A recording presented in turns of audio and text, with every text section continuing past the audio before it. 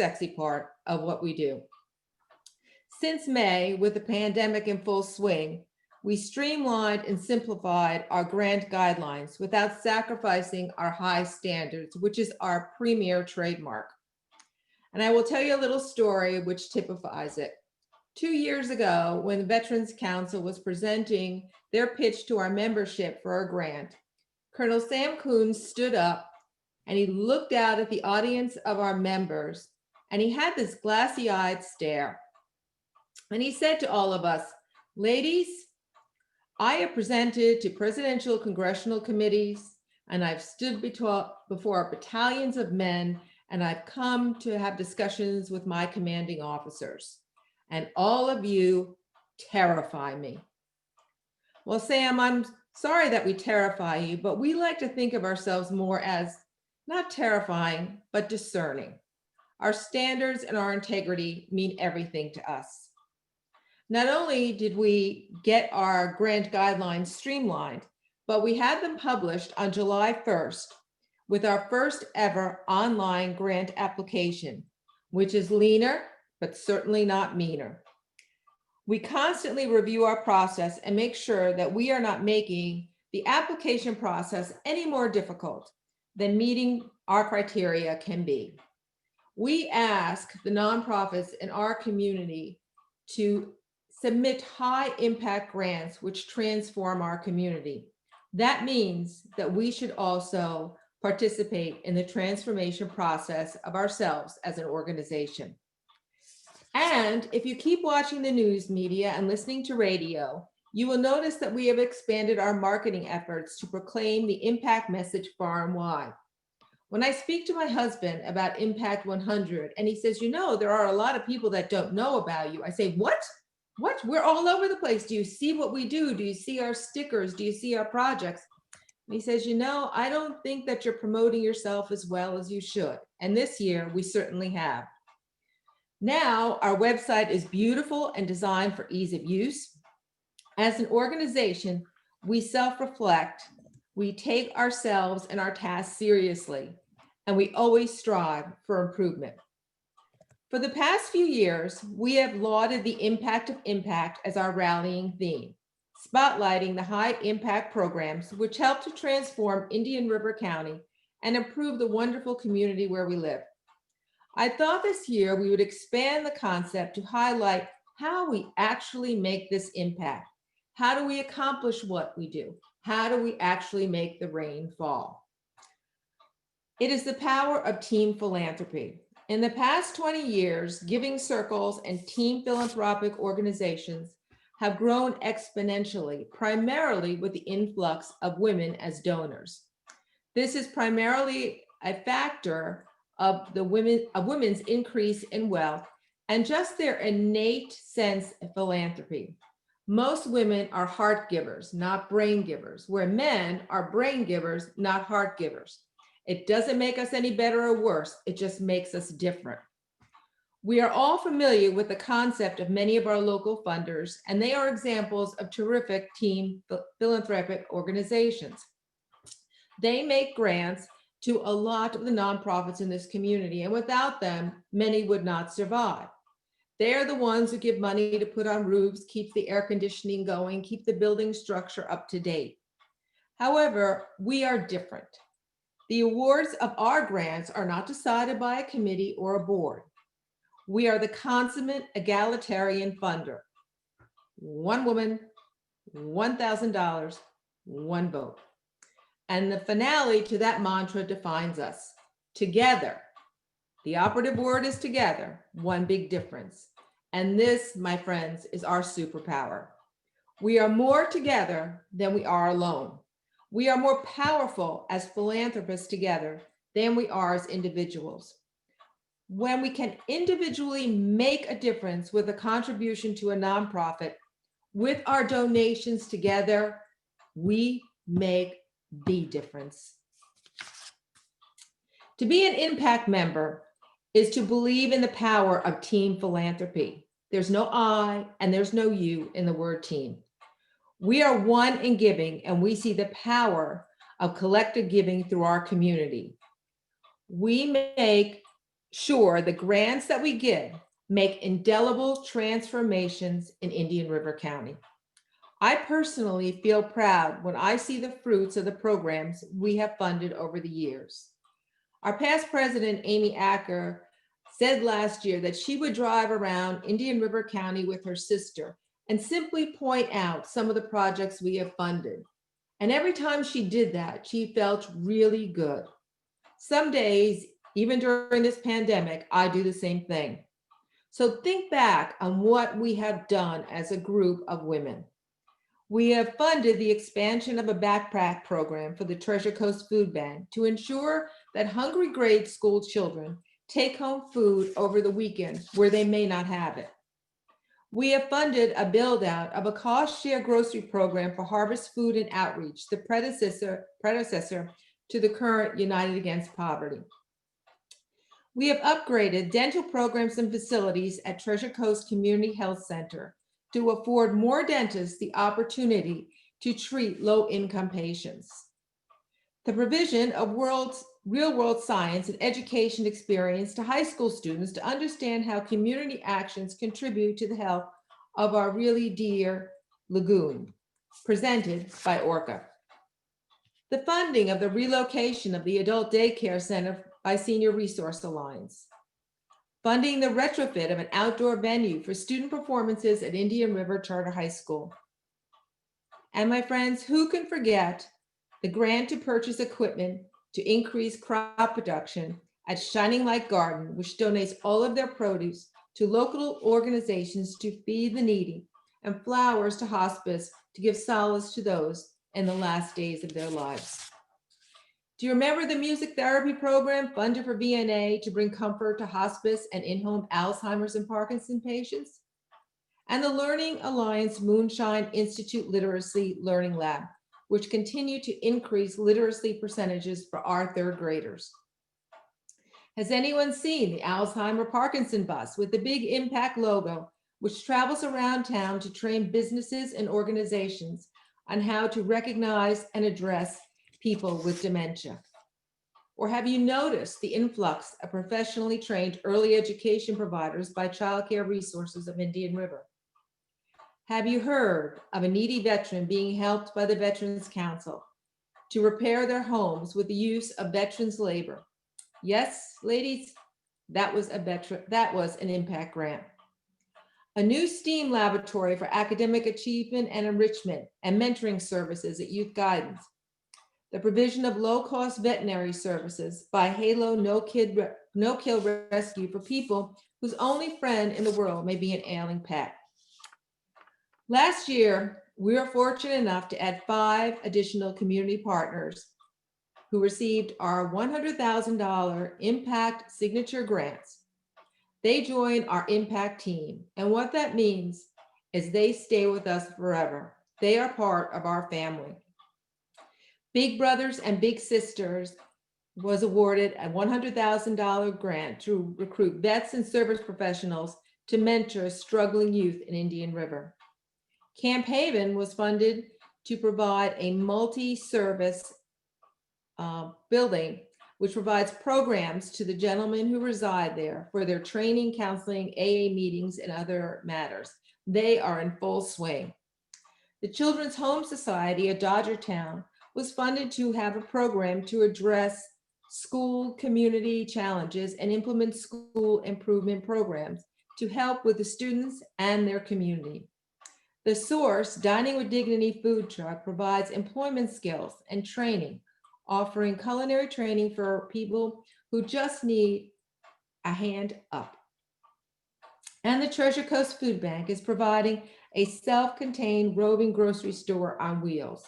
Can you think of any better way to give money to charity than these community partners?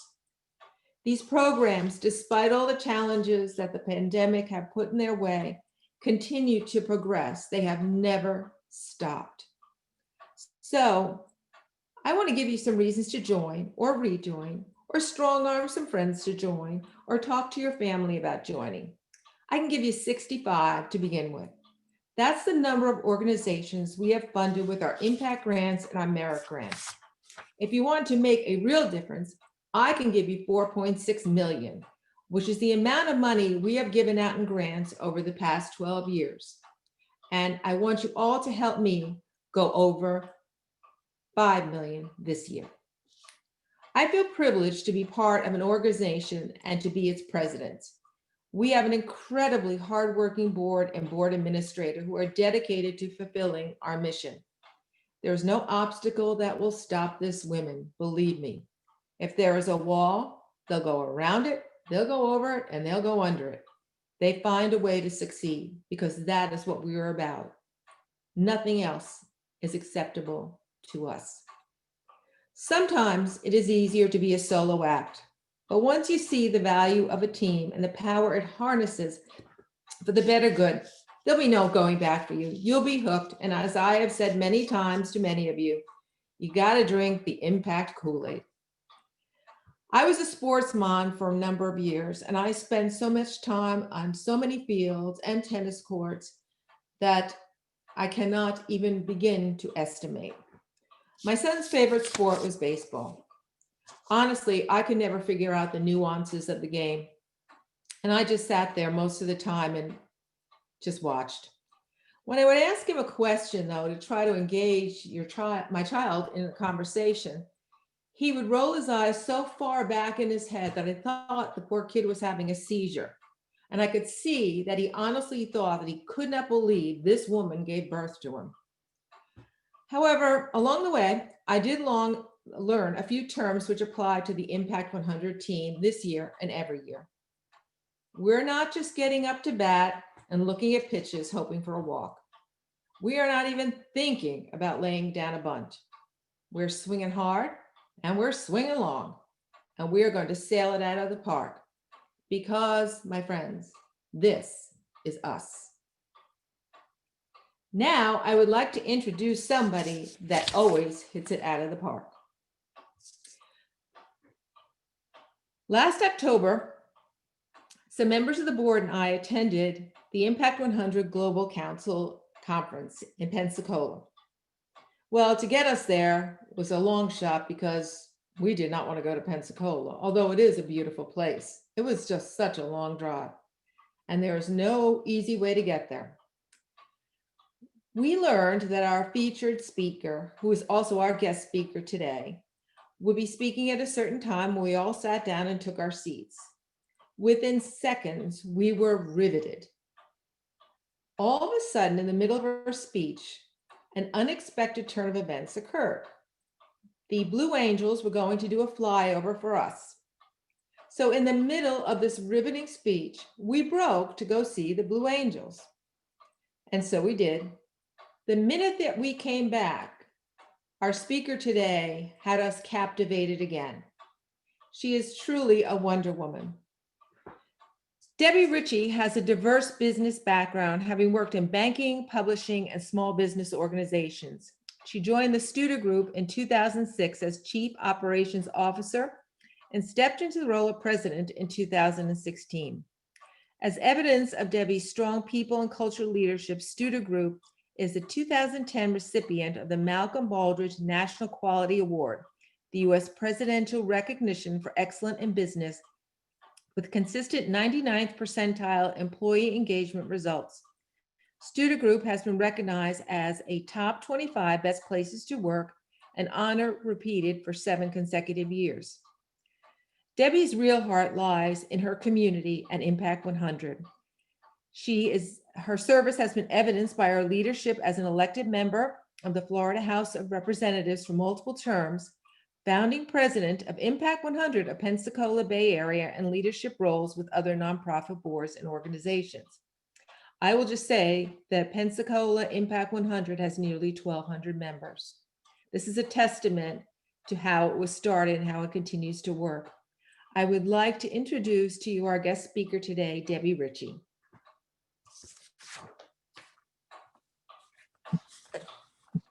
Thank you so much, Gladys. Okay, I'm looking for a couple of you to give me a thumbs up. Can you hear me okay? Awesome. Yes. And I am going to share my screen, which I think is the way I'm supposed to do this morning. and spend just a little bit of time with you. Can you all see the presentation I have in front of you? Okay, Yes. great. And hopefully you're not getting feedback, and hopefully everything sounds okay too. So let me just start by saying I only have, 15-20 minutes to talk to you. Maybe we'll do a little Q&A, and I'll appreciate Gladys and Amy and others keeping me honest on time if we need to do that, as as I'm mindful that the time got adjusted a little bit this morning. I want to just make sure that I first and foremost tell you how much I was looking forward to actually coming to Indian River and spending time with you all. I was in a meeting yesterday, and at the end of the day, I saw down at the bottom of my calendar dinner with the Impact 100 women of Indian River. And I was reminded, there was supposed to be days of my getting to know you all better. And I'm sorry I didn't have that opportunity. But how grateful I am to have time with you this morning to share with you just a few stories around the power of philanthropy, and maybe some personal thoughts and stories I have around this that I hope will fuel and energize your thoughts around this. Because the beauty of Impact is every year we have the opportunity to renew our commitment to giving together as women and giving together in the collective. The power of philanthropy, the root word of that is love of mankind. And so I think when we think about what it means to be philanthropic, to want to give more of ourselves, both the empathy and the grace of giving, I'm inspired by that. Let me first kind of share with you just a little about me, if that's okay, because I'm asking you all to sit and listen to me for just a couple of minutes. Maybe be nice if I could introduce myself to you. As you will see from the collection of pictures here, I like to think I have a lot of diversity around the way that I like to think and spend my time. I do love to ski, although skiing is something that I get to do very little of. As a native Floridian, it's really breaking away just to hit the slopes for a few days. And I'll tell you, the reason I love to ski is not because I'm particularly competent at it, but it's because I can spend that time with my two daughters. And so right below the ski picture is a picture of my two girls and my mom and dad, and family is very much an important part of my life. I'm a part of Impact 100. Obviously, I love spending time with women who have shared thoughts. The picture that you see in the top right-hand corner is a group of sorority sisters. And after all these years, because obviously it has been a few years, I still love to go and spend time with my sisters and hear about their lives and share mine. The picture on the bottom left-hand side is a picture from work. And you heard a little bit about that we are a great places to work. I think that's because you have to build in fun at work. And so every Halloween, we have a Halloween costume contest, and the big sumo wrestler that you see in the front holding the sign is actually me. So obviously I believe in humility as well. Don't mind putting myself out there for my team. And then I'll kind of end in the top left-hand corner. That's a picture of my daughters, my nieces, my nephew, as well as new additions to our family. And it is a lot about the purpose in my life, my personal purpose. With that, I'd like to share with you all a concept that we use in our workplace and I have applied in my personal life. And I hope this will be something that will be beneficial to you.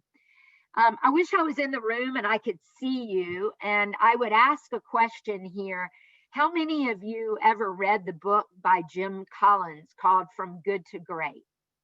Anybody here read the book? So if you haven't read the book, I highly recommend it. It's a large part of what we do in our organization, where we take organizations that maybe aren't performing well, or maybe they are good, but they aspire to be so much better. And by the way, I'll make a lot of transition from personal to professional because I've found that's been really helpful to me. And I hope the thought of this may be helpful to you as well. In Colin's book, he talks about this concept of a flywheel and what creates the momentum for a flywheel to spin.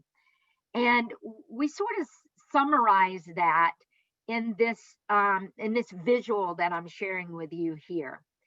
At the center of the flywheel is really purpose, worthwhile work, and making a difference. So if we can remember at our core that to find a way to have meaning, to have purpose, we can ground ourselves in the other elements of how the flywheel would create momentum.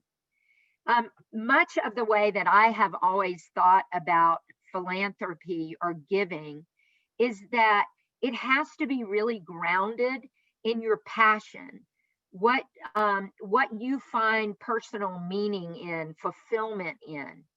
If we can take what people are passionate about and give them the skills, and by skills I mean perhaps knowledge. I think about Impact 100, and one of the reasons I love so much the concept of Impact 100 is it wasn't just the ability to give and give collectively and give a higher impact.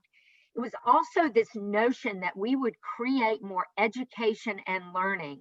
I think about that as the skills that we need to better understand what are the problems to be solved in our communities.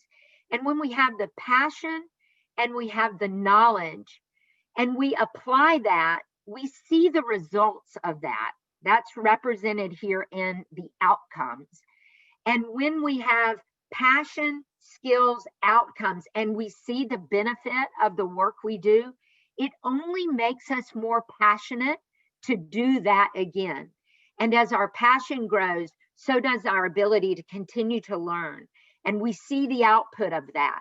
And you guys get the concept of the flywheel. It creates that momentum that has the flywheel spinning. And so I try to think about that, and I hope you will think about that as you also think about giving in the community. You know, there are many roles in philanthropy, many reasons that philanthropy serves us well. Oftentimes it's about just reducing human suffering. Gosh, as we find ourselves in the middle of this pandemic, don't we have maybe a stronger desire to just see human suffering reduced? You know, one of the things I particularly enjoy about philanthropy and enjoy about my work is this idea of how do we improve or maximize human potential to create an environment where people can be better. The way we work, the way we serve can be better. And I love that that philanthropy really is about enhancing human potential. You know, 2020 has certainly been a year that has raised a spotlight on this idea of how we promote equality and justice. I love the idea that philanthropy, this love rooted in love of humankind, can help us break down the barriers and really promote equality and justice. Maybe it's about building community. One of the things I love about Impact 100 is not that it's just solving one problem. You know, we often think about impact as the collective of all this group of women. In fact, Gladys referenced that, one woman, one vote. But I also love that it's the collective of the way we think about quality of life in a community. That it's improving the arts, it's improving education, it's improving health and wellness, it's improving the family, it's improving the environment, it's improving all of that collectively. That's building a better, healthier community, which is really inspiring to me. It's also about human fulfillment. Those we serve by our giving and also the ability to be fulfilled by our giving. You know, I talked at the beginning about the fact that we have to be rooted in our passion and our core beliefs and our values if we are really to fuel our passion in giving. You know, one of the things that I think really has made me have such a strong belief in giving was watching what my parents did growing up. Very different roles they served in giving. You know, I think about my mom, who was a working mom, and I often saw, and I still do, her giving by being in the kitchen and baking cakes and pies and taking it to people who were ill or taking it to people who were elderly, and really having that personal connection and fulfillment by giving. And I saw my dad, who served on the city council, who worked more in a community leadership way. And that was my father's way of being fulfilled and of giving. Both of them served others and were also served. And so when I can still hear in my ears my dad saying to me, "To those whom much is given, much is expected in return," it became ingrained in me, and it's a reason that I want to continue to give today. Of course, I love that philanthropy also supports experimentation and that it stimulates change. And when I read about People Magazine, about Impact 100, this different concept of giving, I'm sure women's giving circles were around for a long time, but it was new for me to think about giving that way and to be a part of something that was different. That was fulfilling to me. The roles of philanthropy are many, many more than I've outlined here, but I think it's fun for you, and I hope you will reflect on why you choose to be a part of this group, why you choose to be a part of philanthropy, and how it can better fuel your passion to want to serve and give. You know, Gladys and I didn't compare notes before my presentation with you today, but she made reference to this, you know, kind of the way men give versus the way women give. I will tell you that I believe that to fulfill those roles of philanthropy and to heighten what we can do in philanthropy, it really is connecting heart and mind. It's connecting our heart for giving. It's that reference I made to empathy and grace. I love the thought of compassion. You know, empathy is a feeling, compassion is an act of taking that feeling and doing something with it. I love the idea that we have this ability to connect our hearts with what we know in our minds, our education, our awareness, our knowledge about needs that exist and how we can help to fulfill that.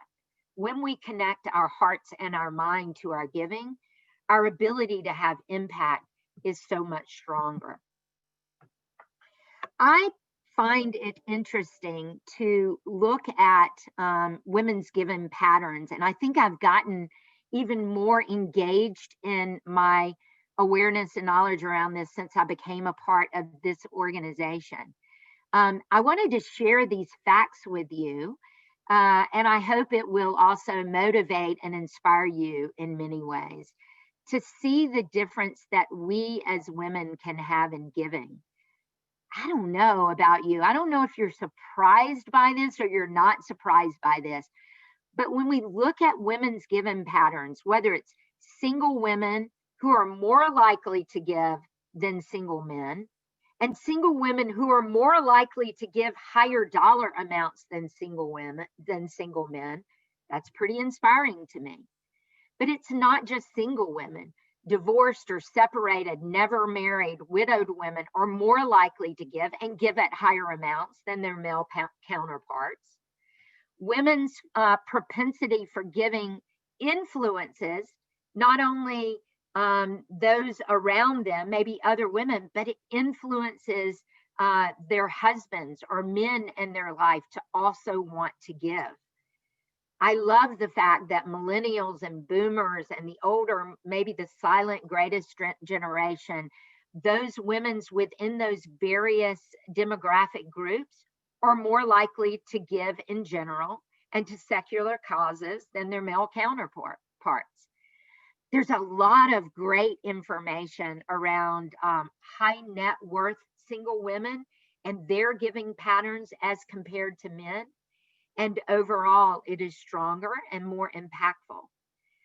So just interesting facts that elevate for me the opportunity we have to really drive change and influence and impact in our community as a collection of women who have a shared vision and a shared desire to make a difference.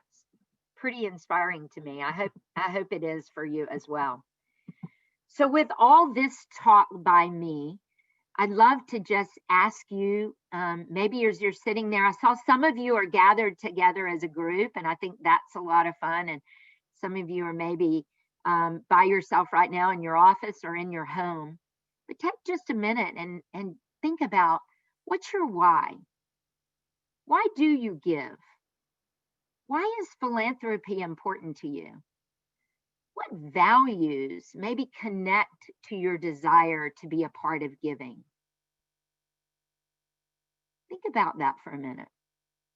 Because it's really important that you're able to connect to your passion, your purpose, what makes a difference for you, what makes it worthwhile for you. I hope as you reflect on that you'll find that impact fulfills a lot of what that reason is for you.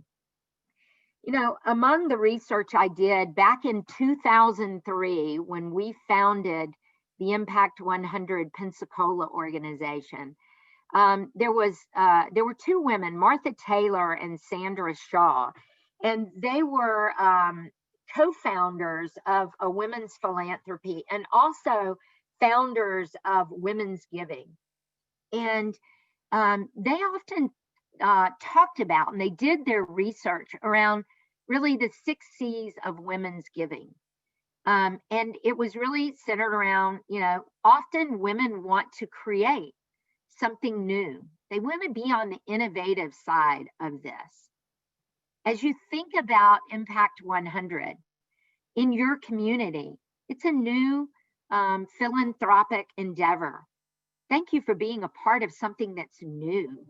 Thank you for being a part of something that's creating change in your community. Because women really want to bring about social change. And as we think about the patterns of women, and we think about the change that we need in the world, the change that we need in our communities, what an important role we as individuals can serve in bringing about that change. But women often seek to bring about a personal sense of connection. And the beauty of Impact 100 is that ability to educate and learn and think about that connection that you have with giving. I love that one of the C's is about collaboration, the way we work together as a group, often in giving circles, highly represented by this organization that we are a part of. Or maybe you're on this call today and you are trying to decide if it's an organization you want to be a part of. I will tell you that women typically are very committed to the causes they support. And it's that level of commitment that brings about that impact to the work that we do. But don't miss for a second that as women, we also love to celebrate. And so we have to find ways to come together. That's what your meeting is today. It's coming together and finding a way to celebrate what we did for our communities and for people who are looking to us for support to drive those changes. So let's also take the time to have some fun with our philanthropy and celebrate with each other the work that we're doing. I had an opportunity to go to your website and really try to understand what are the core beliefs of the Indian River Impact 100. You know, I am still a member of the Impact 100 Pensacola group, and every year they invite me, their board invites me to come back and talk to them at their strategic planning retreat. One of the first things I do is I go back to when we founded the organization. What were the core beliefs we had? What were the things that we think differentiated our organization from other nonprofits in the community? As I will tell you, in terms of my own vision, I want you to think about why you are a part of this organization. Part of my vision in being in Impact 100 was not that I wanted to compete with nonprofits who were out there doing tremendous work. I wanted the organization to be a support to those organizations. And that was a big part of the core belief, that it was women, one woman, one vote, high impact giving. Your part of your mission statement is that we are women who collectively impact the lives of individuals, and that you connect with your community through transformational giving. That's pretty powerful. I looked at the reasons you state that your organization in Indian River exists, and I saw all of these things listed: collective giving, high impact giving, the fact that you pool your resources and you give a large grant to a nonprofit so they can think outside the box and do something a little grander than just trying to meet their daily obligations as a nonprofit. One woman, one vote. The point of empowering women with their ability to have a say in where they give. The idea of educating ourselves, that to me is the essence of effective philanthropy, learning about the needs that exist. Community impact, networking and collaboration, or maybe there are others. So at this time, I would love, and Amy, I hope you're the person helping me, I would love to do a Zoom poll and just get a sense from all of you. What maybe your top 10 reasons why Impact is the organization that you love to be a part of, or perhaps would consider wanting to be a part of? So everybody, this is Deanna. Everybody should have received a little pop-up on their screen with the poll question and the selections, the multiple choice selection. So if you click your top 2 reasons, Zoom is going to aggregate those results for us, and we'll be able to share with the group. So I'll just wait until the majority of people have submitted their answers.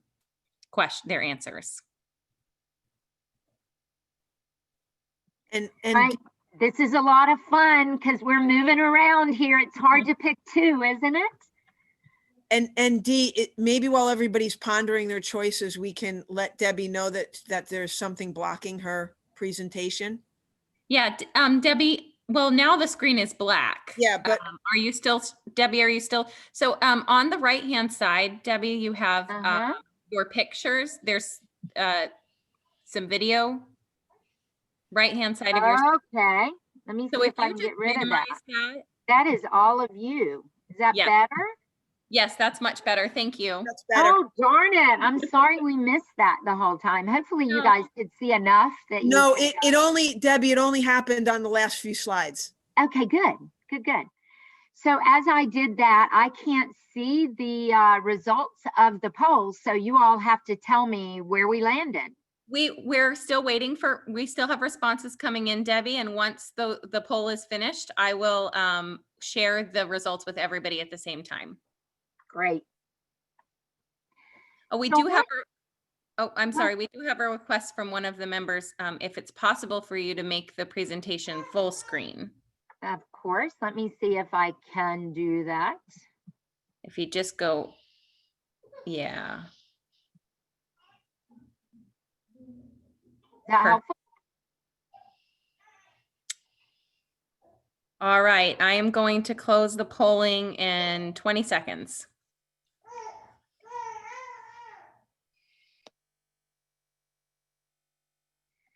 So I hope you all will think about this as you get ready to launch your next membership drive. And, you know, I think it can also influence the way you think about your service, whether it be on committees or with other women in impact, to continue to really drive your own personal impact as well as the impact of the organization.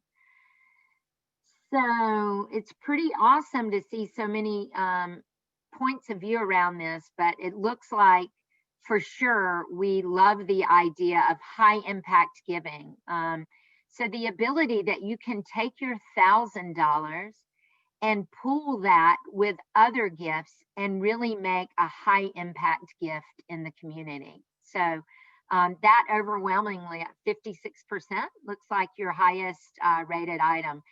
And boy, there's a real race to the finish between community impact, the fact that your donations stay directly in the community that you serve and impact local nonprofits who are really serving your community, as well as this idea of effective philanthropy. You know, isn't it pretty powerful that every dollar of the $1,000 you give stays directly with the nonprofit? I love the idea of that. And that requires that volunteerism at the highest level, which also I think really feels that other area that rated very high around education and collective giving. So thank you all for sharing in that.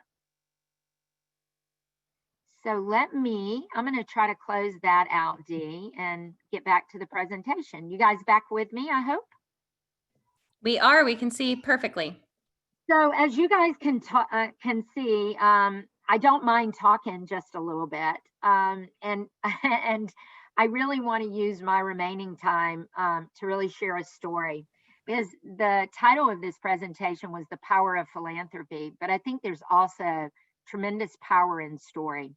So if you will, let me share with you, I cannot now get my screen to advance.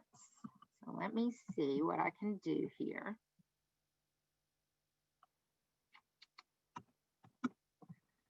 Okay, I gotta stop sharing for a minute, because when I shared my screen that way, I couldn't get to share again. Debbie, if you hit the arrow key. Yeah, it wasn't advancing. It is not advancing that way. So one more time, hold with me, because this is a pretty important picture, I think, that I want to share. Well, darn it, guys. If you want, you could just go back to the way that we were viewing it before, if that will get the job done. Let me try here. Can you guys see my screen now? No, you're not. You're no longer sharing your screen. All right, so I'm going to try it again. Bear with me. Isn't technology awesome, folks? Just really, I am getting my own share of challenges here too. All right, let's try again. All right, so I know you guys want me to share. I don't know why it's not letting me share from the full screen, but hopefully you can see this. So I want to share with you a story about the impact of impact. And this is this picture here.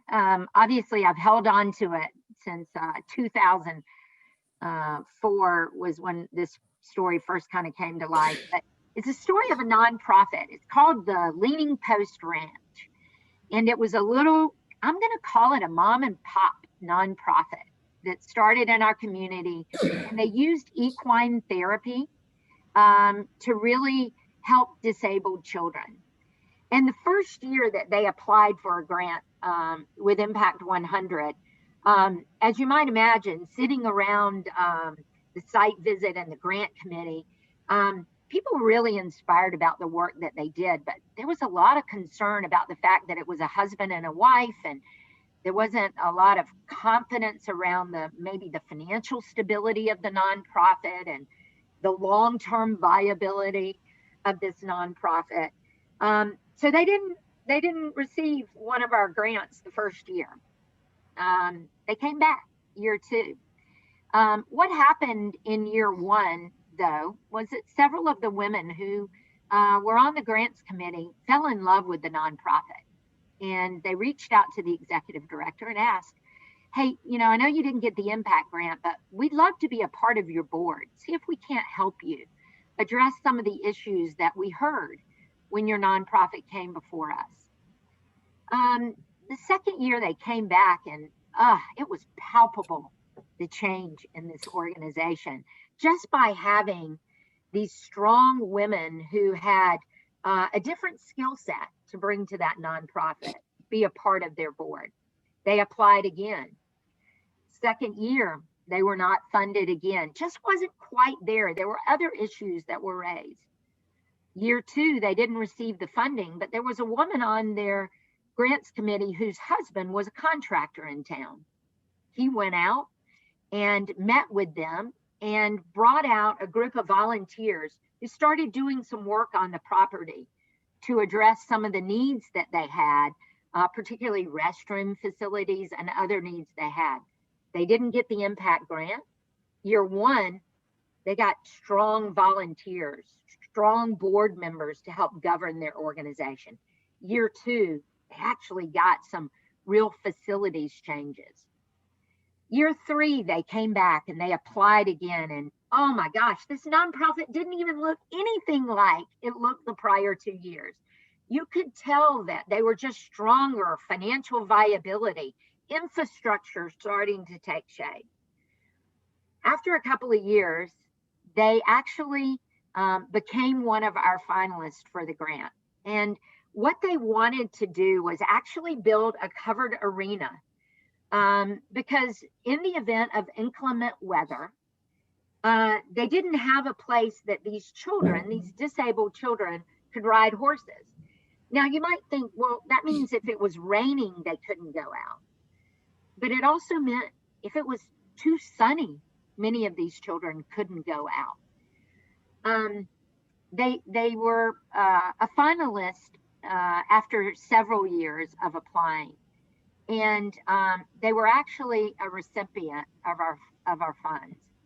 And I want to share with you this picture, which continues to just move me to tears when I see it. Because, for several years, I thought about impact in a broader sense. So much of the big change we could bring, the collective change we could bring through our high impact giving. Many of you represented that even in your poll.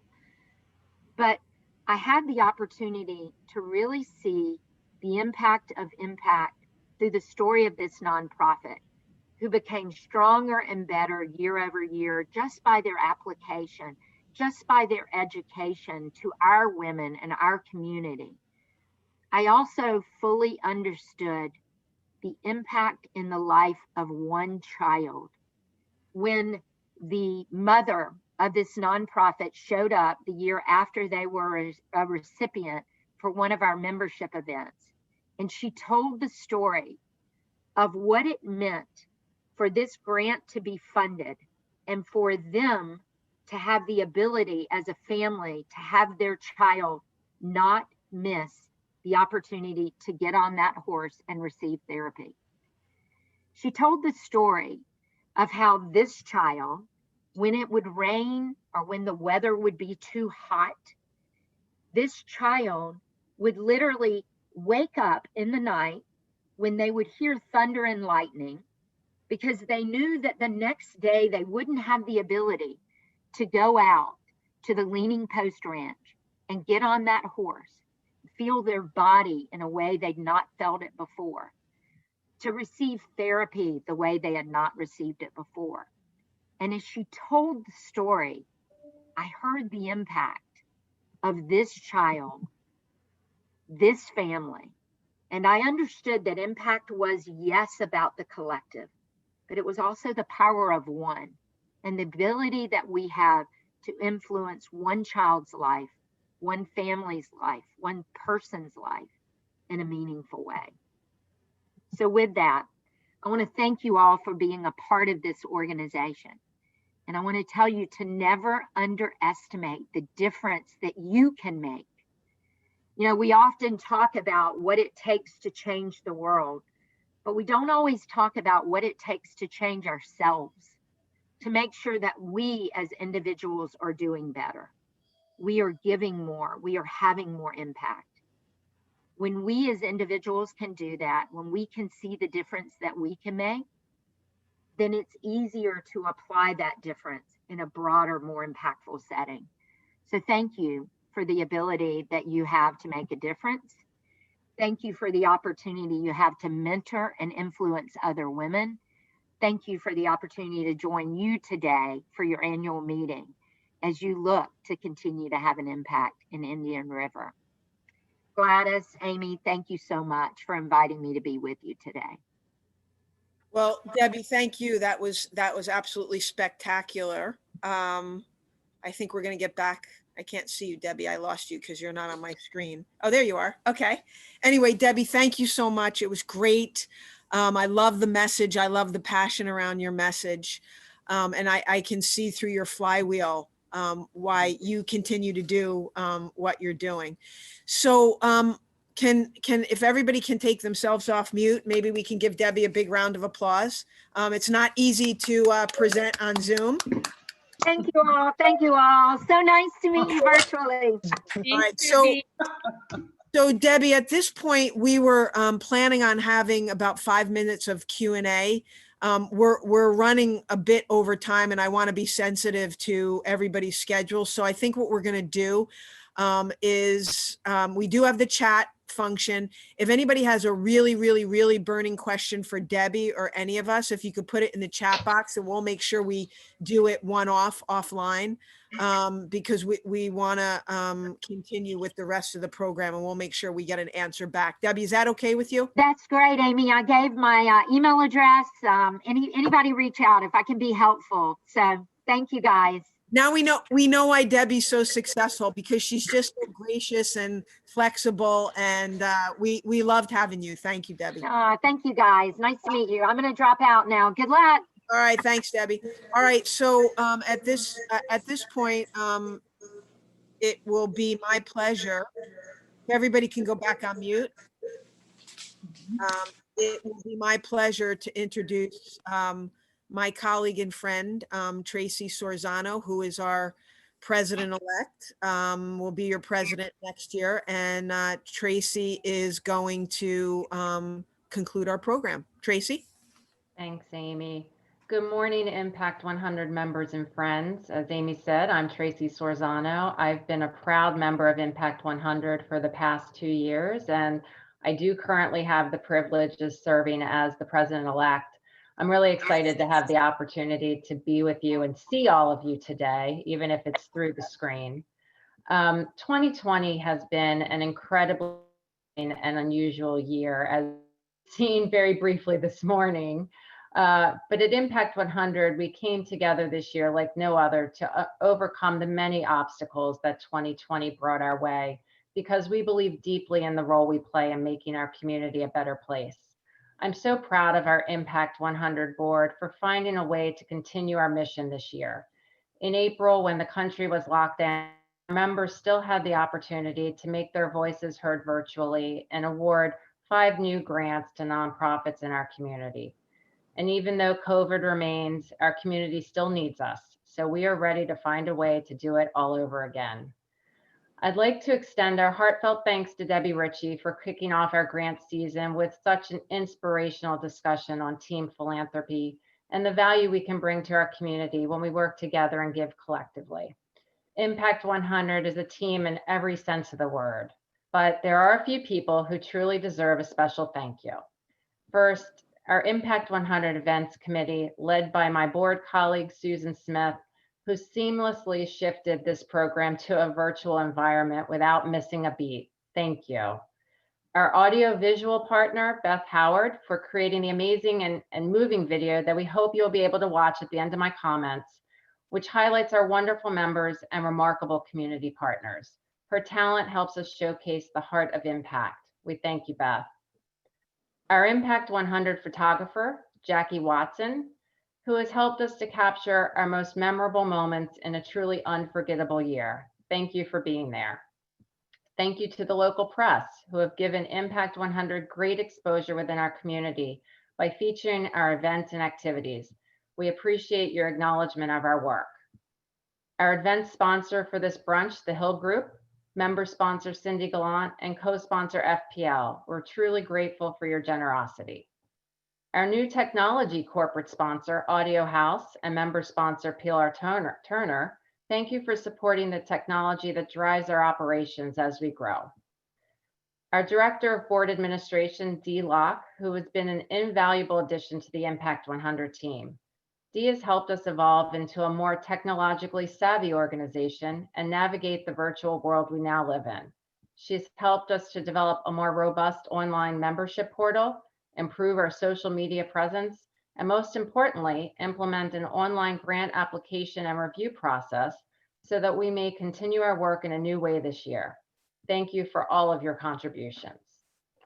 To our Impact 100 board members, honorary members, and volunteers, thank you for helping us to make this event a success by hosting our virtual tables, and thankfully we were able to make those virtual tables happen, and for sharing the story of Impact through your computer screen. And as always, thank you for your continued commitment to Impact 100. We're so grateful to have a group of dedicated women who can always be counted on to volunteer their time in support of this organization. And to our members, without you, there would be no Impact 100. You are the reason we can make a difference, the reason that team philanthropy works. Your $1,000 donation each year is multiplied 3, 4, and hopefully 500 times over. We are grateful for your support and grateful for your membership. Thank you for believing in our mission and allowing us to fund high impact grants that can transform our community. What we give to the community depends on the number of members we have. To date, we have given over $4.6 million to Indian River County nonprofits. And I know this year can be the year we surpass that $5 million threshold. For those of you who have not yet renewed your membership and those of you considering of joining, the time is now. Fingers crossed, by the power of technology, you'll be directed to our website at the end of this program, and we hope you'll take the opportunity to complete your membership application today. And please remember, 100% of your membership dollars go to our grant recipients. We cover our operating costs through the generous member donations to our administrative fund. Please consider adding whatever amount you can when you pay your dues to help us continue our work. No amount is too small, and every contribution is appreciated. We may be a nonprofit, but that does not mean we do not have expenses.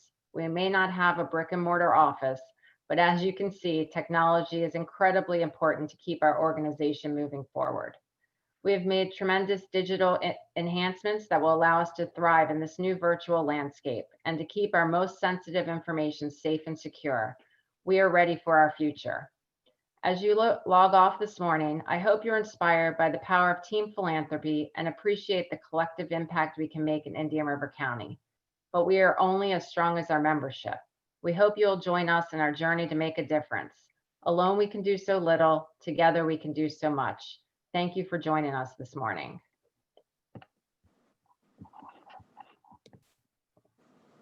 I will turn it over to Dee, I believe, to.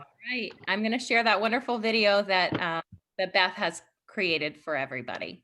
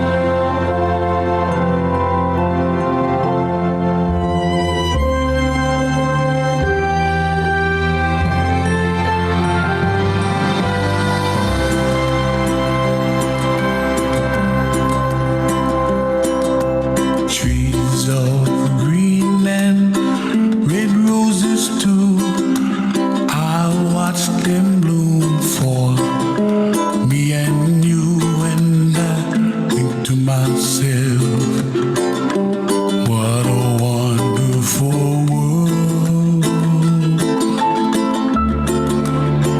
Well, I see skies of blue and I see clouds of white and the brightness of day. I like the dark and I think to myself, what a wonderful world.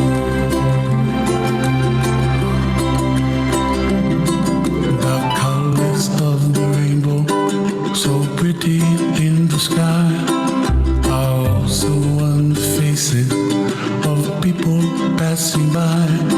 See friends shaking hands, singing, how do you do? They really say, I love you. I hear babies cry and I watch them go. They'll learn much more than we'll know, and I think to myself, what a wonderful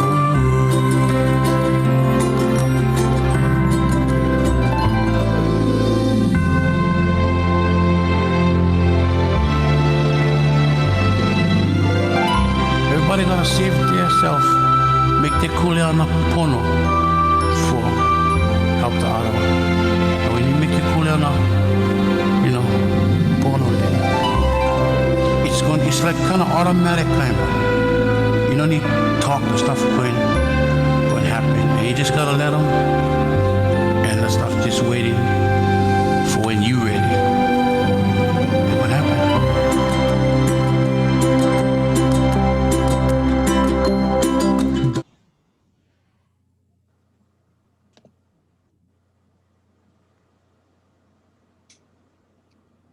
All right, that's it. Thanks, Thank Steve. you, It was good to see everybody. Bye, Amy. Bye, everybody. Bye, everyone. Bye, everybody. Good to see you. Thank you, everyone. With hugs. Thank you. Wonderful Thank you for job. everything. Fabulous. Bye.